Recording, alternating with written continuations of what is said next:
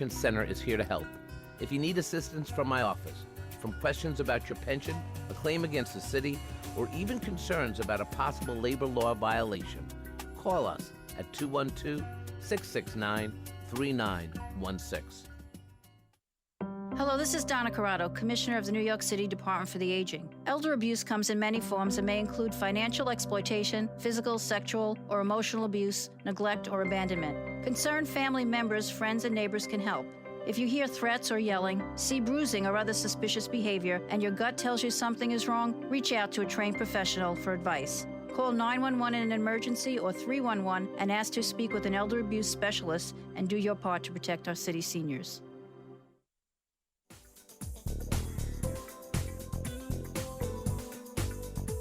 Remember, for more information about New York City government services, dial 311 or visit nyc.gov.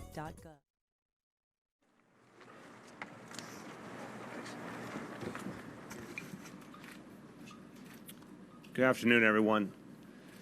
First of all, I want to welcome Homeland Security Secretary Jay Johnson and thank him so much for joining us today as New York City is dealing with the aftermath of the horrendous and tragic shootings in something we've never seen before in the city of Dallas. And we very much appreciate the support of the Secretary as we are working to not only keep New York City safe, but address the proper way of handling public protest, and as we work with the Secretary on a regular basis, the proper way of addressing any other threats to this city and to this nation, including the threat of terror.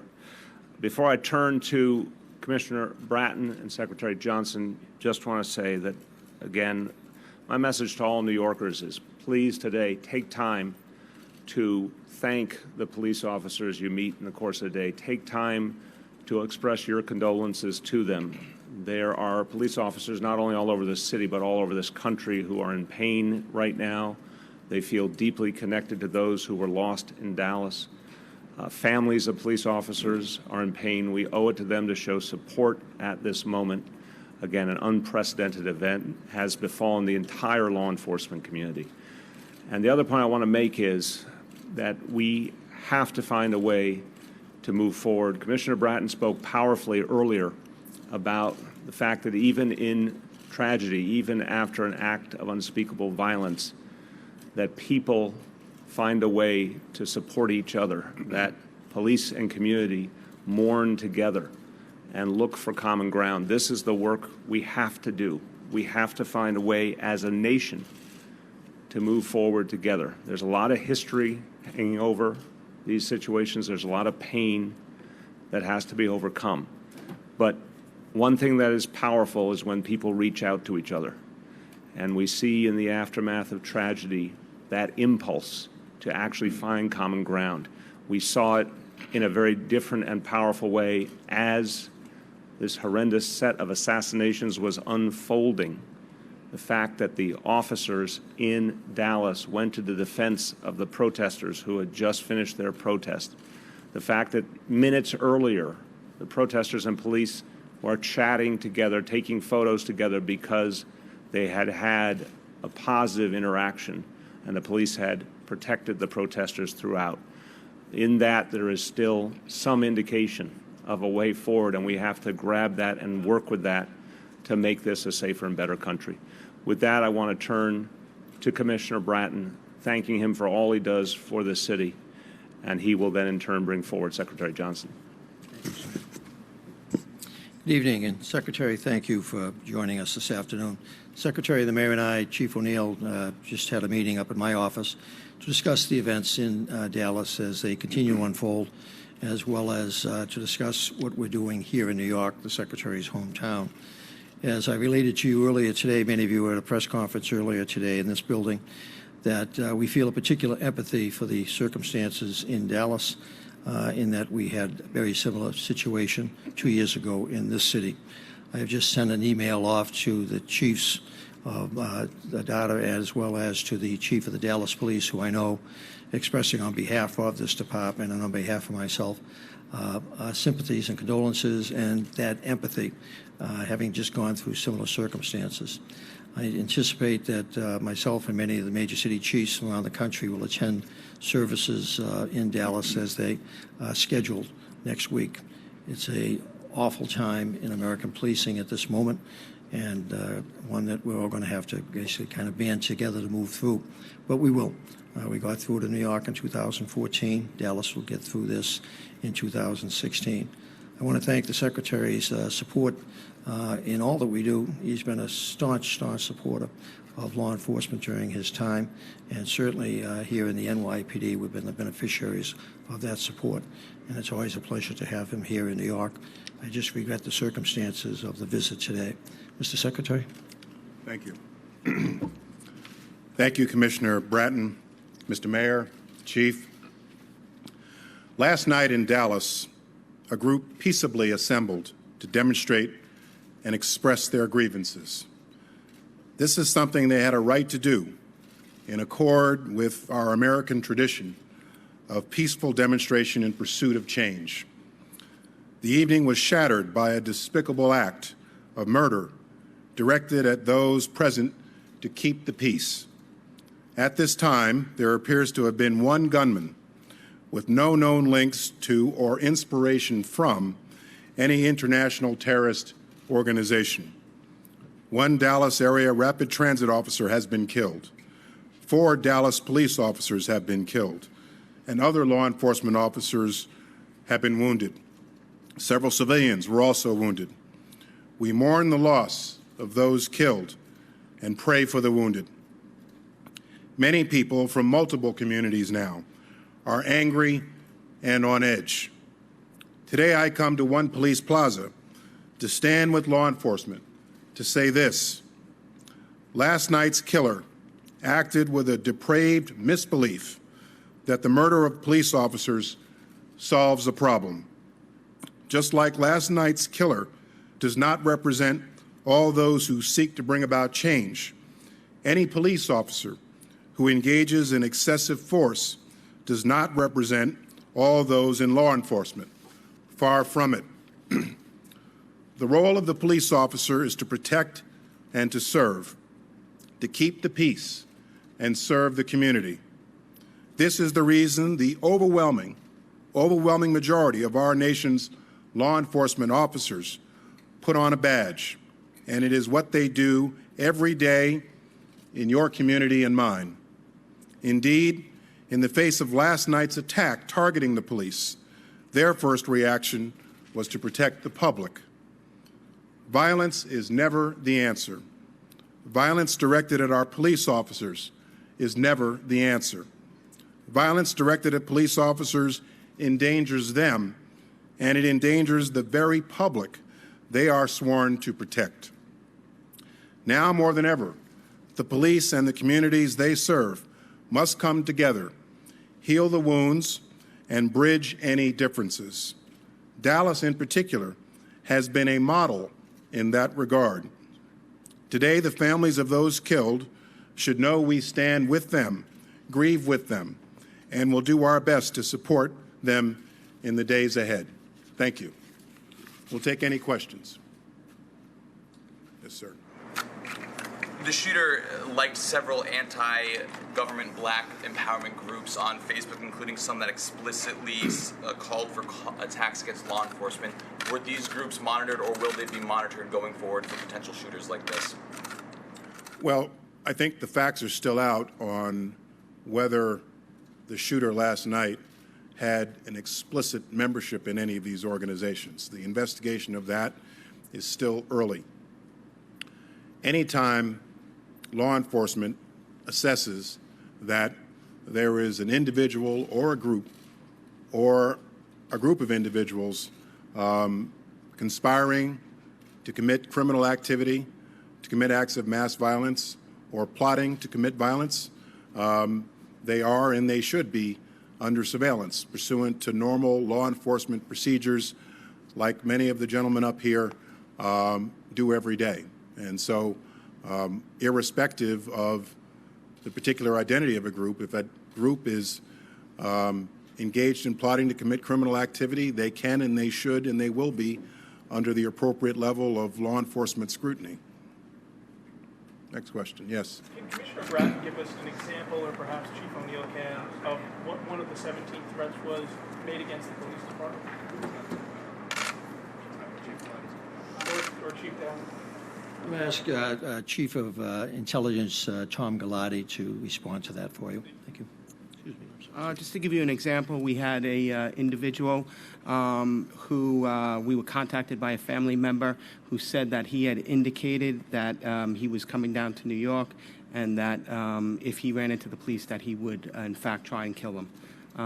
We actually located that individual, had a conversation with them. It seems that there's a bit of a domestic issue going on here, and we really do not believe that it was credible. It was more of a poison pen issue. That, you did say that? It seems to be a little bit of a domestic issue between two people, so there's some differences on what actually was said. Where was he coming from? I'd rather not get into that information at this point. But just to broaden the point, every one of the threats, as the chief said earlier, every one of the threats is assessed. Every one of them is taken seriously. And I think this is a good example. We will not go into any further detail on it, but NYPD officers explicitly paid a visit to this individual to assess the situation. So it's a very proactive approach to keeping our officers safe. Next question. Yes, sir. You talked about the coming together of communities and policing. Mr. Bratton, you talked about that also. Are there specific structural reforms that either of you think need to take hold here or in other police forces around the country that will improve police-community relations? Well, let me begin with the federal level. At the federal level, just since I've been secretary, we have stepped up our efforts to build bridges to numerous different communities. When I talk about this publicly, I talk mostly about American Muslim communities, but our mission is not exclusively that. And so at the federal level, in Homeland Security and in law enforcement, I think we can and we should and we will continue to build bridges with communities. Community policing is a model that's something that, you know, has existed in this department for some time now, and where law enforcement has a good relationship with the communities, it can make a difference. I'm sure the police commissioner can speak to this much better than me, but at the federal level, this is something that we will continue to do. I'm pleased that our Congress has begun to provide us grant money to support local efforts at countering violent extremism, and I want to see our Congress do more of that, and I want to see my department do more of that, deploy more people on the ground in communities to build bridges. That's what we need to do. And Commissioner, I'm quite sure, can talk to this too. The foundation of the bridges that the Secretary is referring to, foundation is quite clearly trust, and I think those of you, particularly from the New York press, fully appreciate that the time and energy that Mayor de Blasio and I, as Police Commissioner, have committed to that foundation. All of our efforts over these last now 30 months have been focused on gaining trust where we've not had it, restoring it where we've lost it, and improving it in many areas of the city where we have had it. And I'm very comfortable that that trust that has been built, those relationships that have been established over the hundreds of meetings we've had over these last 30 months will help us go forward as not only officers in the department, but the community really deal with these tragedies that we've had in New York and now tragedies that are being experienced elsewhere in the country. It all starts and ends with trust, and that's what community policing is all about, trust. And just one other point, the outcome of that trust can be when a community member or a family member picks up the phone and calls the police to report something that might be a danger to law enforcement or to the larger community. So whether it's our neighborhood policing program or whether it's the efforts we've made to deepen relationships with the Muslim American community, there are so many examples where it's the right thing to do unto itself. It leads to better policing, better public safety. But another piece of the equation is the example Chief Galati gave. A family member felt there might be a threat. Now, let's not worry about the differences that might have existed in that case. Let's use it just as an example. The family member thinks that a loved one might be about to do something negative towards law enforcement. they're obligated to pick up the phone and call that in. We want that kind of trust, that people, neighbors, coworkers, feel that they can trust the police, they can trust their government, and they need to give us that information so we can protect people. Okay. For the mayor, you've spoken a lot about trust between law enforcement and local residents, and sometimes when people go out to protest, they specifically identify the criminal justice that they feel some law enforcement do not receive in certain incidents, like Eric Garner and Marlon Brown. Can you speak to what impact those legal cases have on the trust that you are trying to establish between police and law enforcement and local residents? Well, obviously, high-profile cases, such as the ones you referred to, have a huge impact on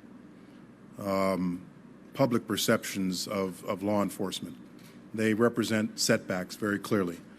The point that I like to stress, and that I think the other leaders up here stress, is that day-to-day, in the day-to-day lives of most Americans, most New Yorkers, most of those in Dallas, Texas, and other places, law enforcement, public safety works.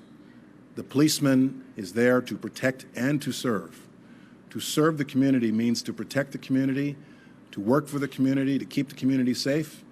Day to day, that's what happens. And day to day, I believe most Americans, by far, appreciate and respect and depend upon the police officer to keep them safe. And so, do we have problems? Do we have setbacks? Do we have criminal prosecutions of members of law enforcement who engage in excessive force? Yes. But it's also important for the public to remember, including those who are upset, that police officers in your community put on a badge to protect you and are willing to risk their lives for you.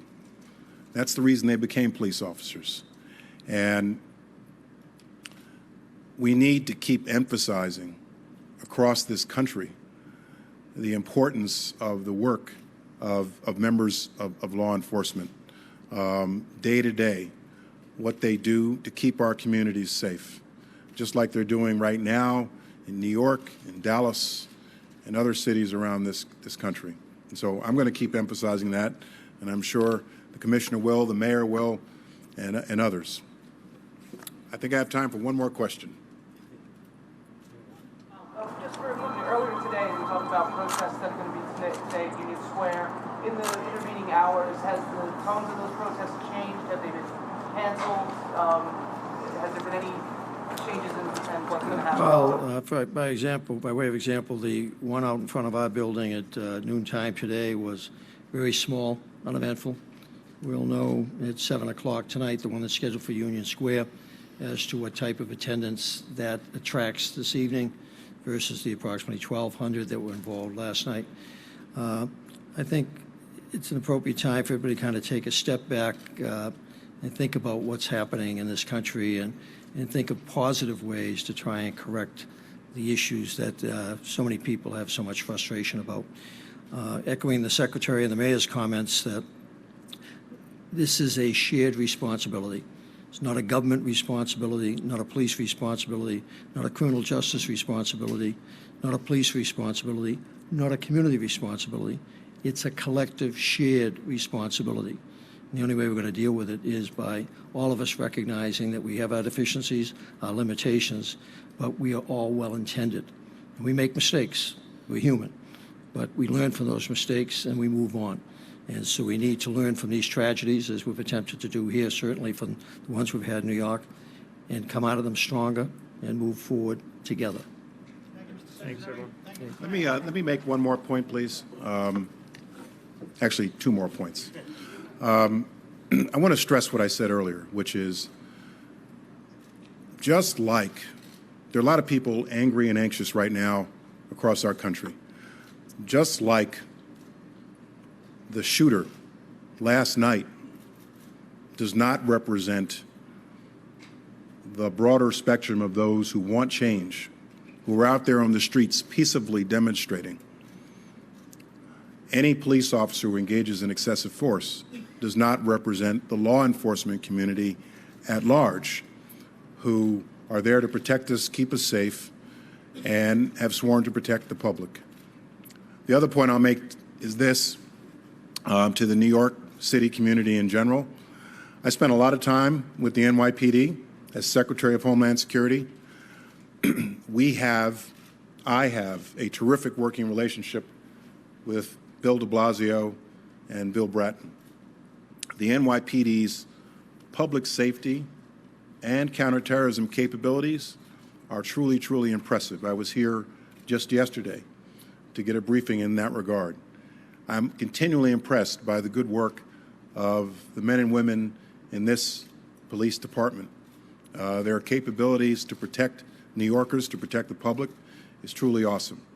And their reach extends beyond the borders of these 5 boroughs. They're so good at what they do. So I want to congratulate both the mayor and the commissioner for what I see is a truly exemplary police department, truly exemplary work at public safety. Thanks. Thank you, Secretary. Thank you.